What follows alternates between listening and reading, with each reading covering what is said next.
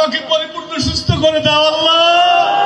আল্লাহ আমাদের সাংগঠনিক অভিভাবককে দেশে এসে বাবার মতো মায়ের মতো মানুষের খেদমত করার জন্য কবুল করো আল্লাহ।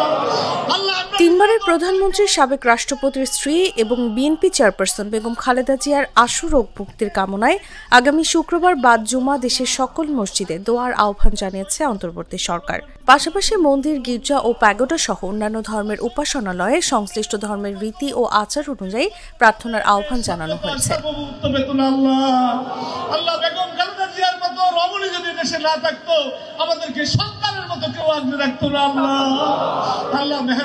একই সঙ্গে দেশের সর্বস্তরের মানুষকে নিজ নিজ অবস্থান থেকে বেগম খালেদা জিয়ার রোগ মুক্তির জন্য দোয়া ও প্রার্থনার জন্য অনুরোধ করা যাচ্ছে। বৃহস্পতিবার প্রধান উপদেষ্টার প্রেস উইং এক সংবাদ বিজ্ঞপ্তিতে এই তথ্য জানিয়েছে। 12 দিন ধরে রাজধানীর এভারকেয়ার হাসপাতালে চিকিৎসাধীন বিএনপি চেয়ারপারসন খালেদা জিয়া। তার শারীরিক অবস্থা এখনও উদ্বেগজনক। তাকে হাসপাতালে নিবিড় পরিচর্যা কেন্দ্রে রেখে চিকিৎসা দেওয়া হচ্ছে। 80 বছর বয়সী খালেদা জিয়া দীর্ঘদিন ধরে লিভার সিরোসিস, আর্থাইটিস, ডায়াবেটিস এবং কিডনি, ফুসফুস, হৃৎপিণ্ড এবং চোখের সমস্যা সহ একাধিক জটিলতায় ভুগছেন।